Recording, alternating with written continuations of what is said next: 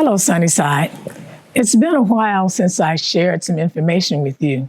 But this time I went on vacation, and as it turns out, I found out, well, I already knew that the Lord works in some very mysterious ways. And he just kept showing us that while we were on our vacation. In going up to a family reunion in Dallas, Texas, we realized then that we were really halfway to my hometown, which is Pelham, Alabama. So listening to the weather conditions leading up to us leaving Los Angeles, well, we decided, well, we'll listen to the Lord and we'll also listen to the weather. And that should really give us a clue as to whether or not we should continue. At the conclusion of our family reunion, the weather report sounded like it was really not safe for us to return to Los Angeles. So we took that as a clue that the Lord was saying, really go forth. So we decided to always fill up when we got to the point of, when we found ourselves getting to the halfway point gas-wise. So do know at the same time that we were driving an RV and we had a car in tow. And when you're towing a car and you're driving an RV, that means you literally do not have reverse. Okay, you must keep going forward. One evening, we saw this Chevron sign that was high up on a hill and was across the freeway. So as we crossed this bridge, when we got on that side, we realized then that the hill was really, really steep. And we were questioning really the safety of us trying to make that trek up the hill. We decided, well, maybe we better not try it after all. So we continued on, and we didn't see gas stations. And we were well below the half tank for our vehicle. So it was dark, and I began to see some beautiful, full green trees. And my husband started praying because he thought I was really hallucinating. We kept driving, and I kept talking about how beautiful the trees were. Again, he kept praying. As we were driving, eventually we came to a station where the office was closed, the station itself was closed, there were no workers, but there was this one pump that was really well lit, and it would only take a credit card. Thank you, Jesus. Thank you, Jesus. We took that as a sign that the Lord was really smiling on us. On our return trip home, we did go up that hill to that station, and we were just so thankful that we did not try to make that trek up that hill because we saw the largest potholes that we had ever seen. And surely one or both of our cars really would have been damaged. Again, the Lord works in mysterious ways. This one pump was left working and well lit, literally in the middle of nowhere. And the second thing was that he allowed us to see the damage. He allowed us to see those huge potholes that, again, really would have caused problems for us had we tried to go up the hill that night.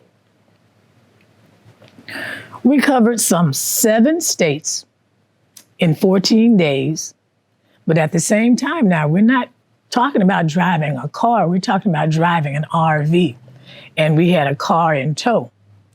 And our longest stay was 3 days, and we actually stayed at a hotel and parked the RV. They were saying, oh yeah, you can park free in the back. So, okay, thank you for that blessing. We stayed 2 days in Alabama, or 2 nights that is, and all the other times it was like 1 day one day as we were traveling across country, we would spend the night in a different state.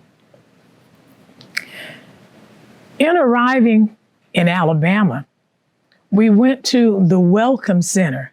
It was called Sweet Home Alabama. And I'll show you this bag. In Sweet Home Alabama, that was a place where you could just go in and get all kinds of free materials.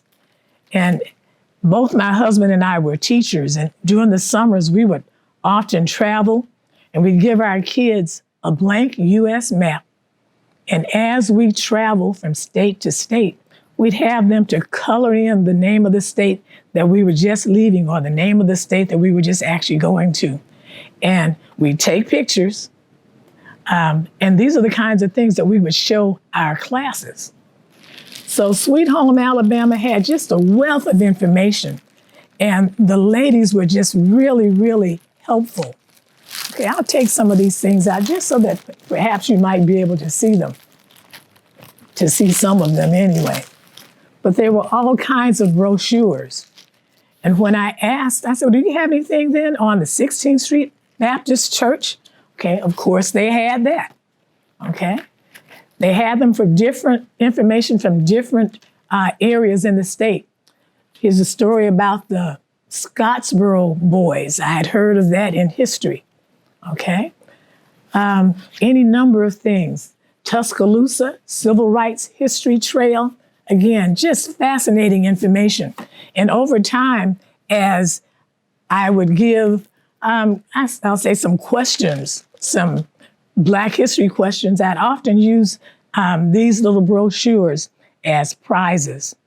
So in going to Sweet Home Alabama, as the ladies were just so generous in pointing out things that perhaps I did not want to miss, as we were leaving, I told one of them, I said, you know, there's something in my car. And with you being in Alabama, I think you would really appreciate it.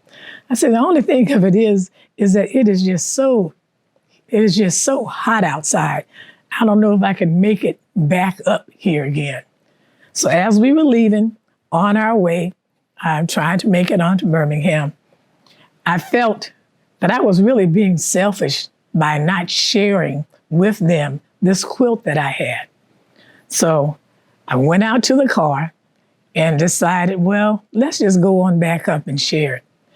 And as we got near the entrance again of Sweet Home Alabama, there were two other ladies that were sitting there. I think they were perhaps on break.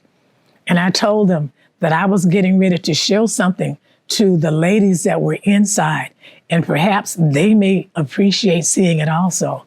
So they got up and came on inside. It's amazing how you can communicate with people without saying anything. So as people were in the room looking and picking up different brochures, these four ladies, okay, were, again, thumbing through information as well. And as the room emptied, I ended up sharing with them the quilt then that I had made of Rosa Parks, and I shared the letter that was passed out in Birmingham so that people would know what that was all about. I shared with them a quilt that I had done on Dr. King. I shared with them this quilt of Cynthia Wesley, one of my classmates who was also one of the four girls. And I actually showed them the quilt that I made of the four girls. All right.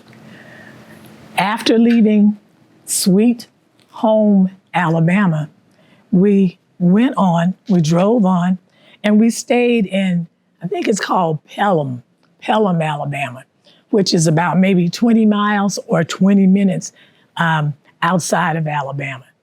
So following the directions, we're talking about the next day now, following the directions from my husband's telephone, his phone told us then in the next, few feet or so, make a right turn. And I was saying, I don't see a street here. This is really something. So as we made this right turn, and again, now we're in a car, okay? As we made this right turn, we ended up in the parking lot of 16th Street Baptist Church. And I could actually see the sign there that let us know exactly where we were. As we parked, I gathered up my bag that had the quilt in it because I kind of felt as if I was really bringing the girls back really to the scene of the crime. I was bringing them really back home. So as we got out, we noticed, I think we saw a sign that said that we needed to have masks on in order to go inside the church. So again, being from LA and my always telling you that you must do what's in your best interest, we each had our mask. So we put on our mask and walked up the steps of the church and went to open the doors and noticing that all of the doors were locked. So as far as I was concerned, that was okay because what I wanted to see was the outside anyway. I had never really been inside the church. Okay, so we walked down the steps, and as we were walking down the steps, a young man came by on a scooter, and he asked us if we were there because of the bombing that had taken place. And of course, we said yes. So he told us to follow him, and he pointed out this stained glass window that was on the side of the church. And he went on to tell us then that the one thing then that was damaged in that window was the face of Christ. And it had since been replaced with a brown piece of glass, okay?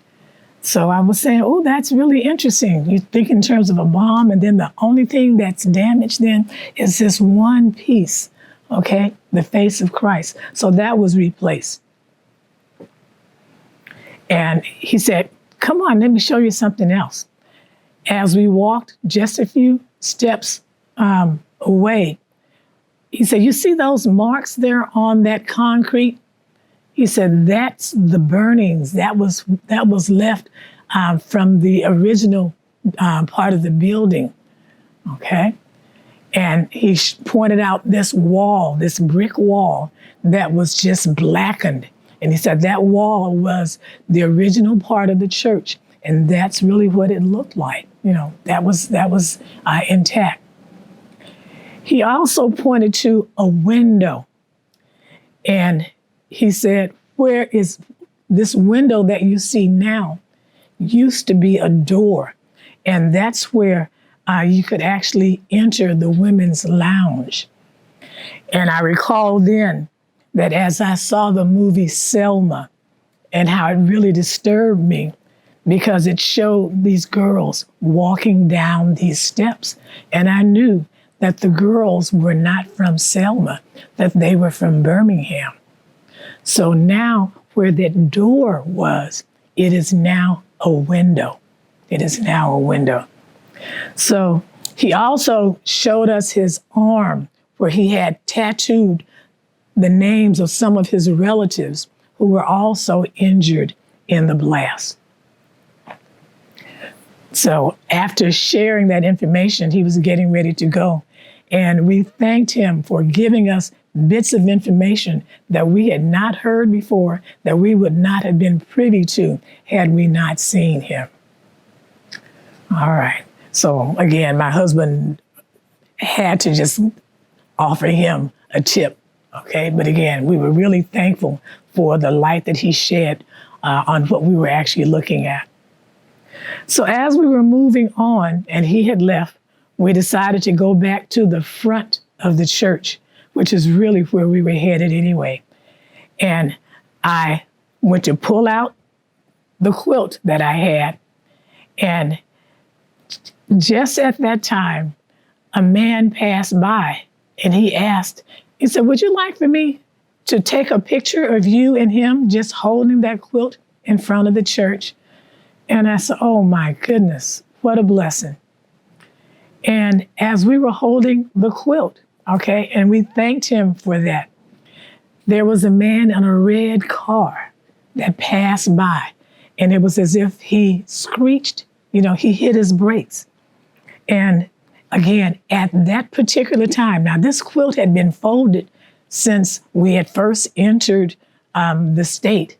And this one time that we actually opened it up, someone asked if they could take a picture for us. Okay, another miracle. Thank you, Father. Perfect timing. But then when this red car passed by and this guy screamed out, he said, "Where did you get that rug from?" I said, "This isn't a rug." And again, just listening to the tones, it's as if I was talking to a relative. He said, "Where did you get that rug from?" I said, "This is not a rug. This is not a rug." He said, "Well, that's the 4 girls." I said, "I know." He said, "Well," and it was as if he was stunned. He said, "I am married to the 5th girl, to the girl who actually survived the bombing."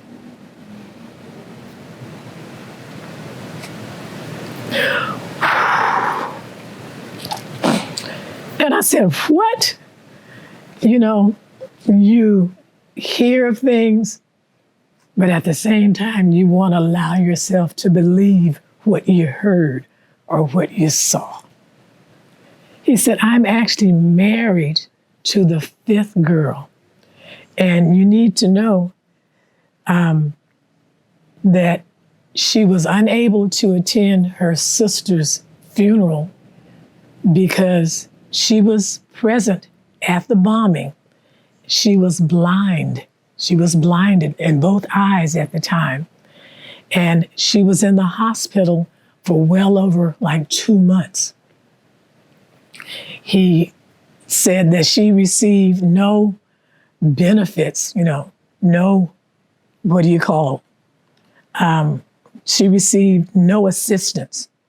But since then, she has written a book. I said, "She has?" And he said, yeah. I said, "Do you have one?" I said, "I'd like to get one." And he said, "Yeah, I have one in my car." And when he came back with the book, I said, "I want you to sign this book. I want you to autograph it. I want you to give me your wife's name. I want you to give me her telephone number." I said, "And just let her know that we must talk." So this is the book then that I was able to get from George C. Rudolph, who was married to Sarah Collins Rudolph. And again, I told him to just let her know that I would be calling her, I will be emailing her, but that we really needed to talk.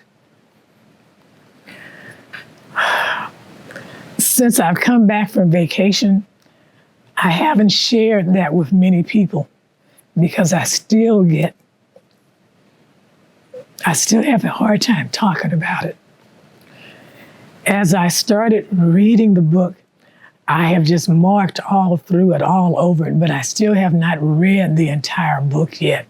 But the name of the book is The 5th Little Girl, sole survivor of the 16th Street Baptist Church bombing, the Sarah Collins Rudolph story.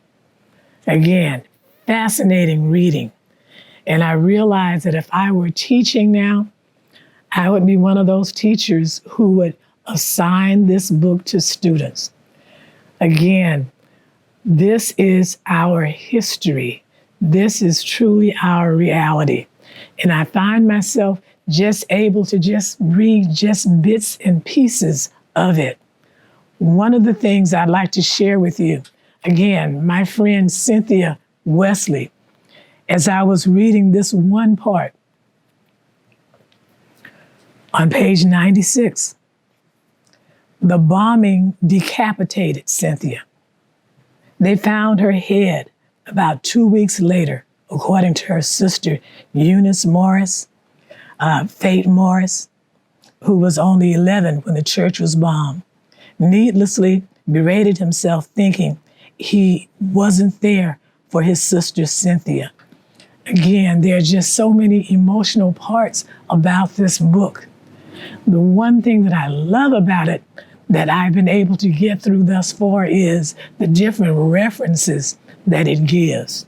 So You may want to get a copy. In fact, I strongly suggest you get a copy of The Fifth Little Girl. The Fifth Little Girl. And her name is Sarah Collins Rudolph. And my husband, when he saw the book, he committed me to doing a quilt of the fifth girl. So at one time last year, well, really this year in 2023, I was invited to do a quilt presentation at Forest Lawn, Hollywood Hills. And the weather was so rough at that time that it was canceled. I've since then been invited to come back and again do my quilting presentation. And my son, Chris or Max, one of them suggested that that is the time that I need to reveal the quilt that I'm going to do of the fifth girl. So my husband has already committed me to do that again. So chances are it will be revealed at that presentation or at a Black History presentation. Just do know that our history is real, no matter what people decide to share or decide not to share. Our history really is our reality. Thus far, there have been some 489 proposed voting rights suppression rules that have been proposed. There have been suggestions that they limit teaching Black history. Again, history is not just a story. It truly is our reality. And one of our former ministers would always say, when you know better, you do better. So at the same time, we need to let our history be known because history has a way of repeating itself when it is not known. I think that's about all I can share with you today on my trip. But again, in going back home, do realize you still must do what's in your best interest. And if it's in your interest, your best interest to put on a mask, by all means, do wear it. But at the same time, share your story. Share the history that you remember, okay? Again, when you know better, you do better. And we need not to deny others the opportunity to know our history. God bless.